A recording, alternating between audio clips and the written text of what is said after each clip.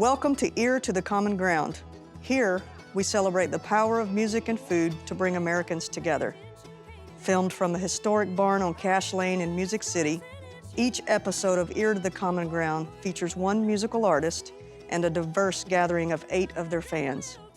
Everyone brings a dish to the table and they talk about one of the issues of the day, face to face, with compassion replacing contempt, as they keep their hearts, ears, and minds attuned to the common ground. We are Sister Sadie, and these are 8 of our fans: Blake, Annette, Todd, Sam, Janelle, Michaela, Todd, and Sterling. Tonight we are focusing on the urban-rural divide. Let's celebrate America's greatest diversity of thought, and shine a light on some common ground.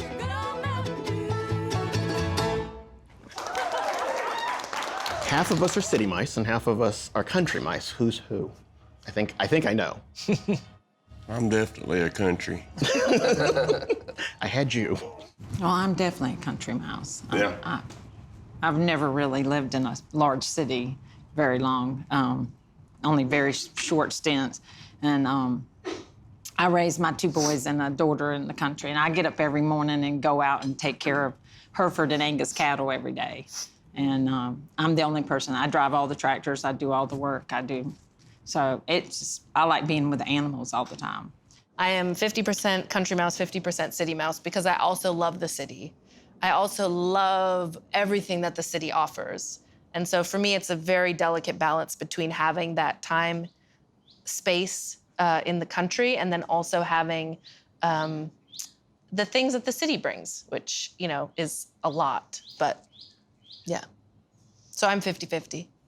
I live in a world-class city now where I can get any kind of food in the entire world that I want, and it's amazing.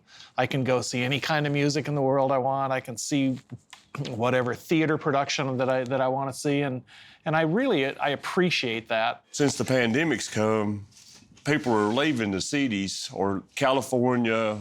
I mean, I've got neighbors now that's from Las Vegas, Virginia, West Virginia, all kinds of different places. So there are a lot of people that are moving to where I live, you know, and so I don't know, you know, why. I don't really understand why.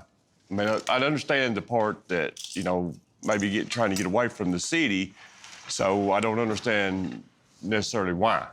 I know nobody wants to dive into the politics of it, but something you said I think's really important. When you were talking about the zoning, for example, you said it kind of worries you because you don't know that much about it.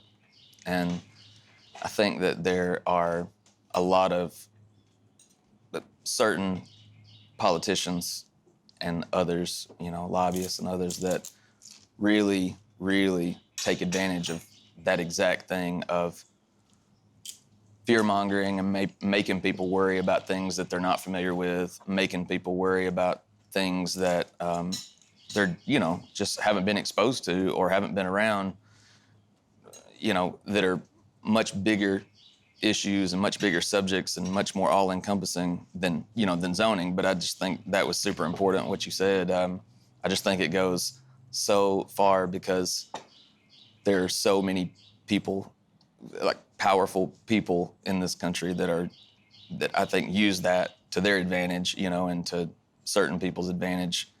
If they can find anything that makes people worry or scares them about the unknown, you know, and that's whether that's people that look different than them, believe differently than them, or change, like all those things, you know.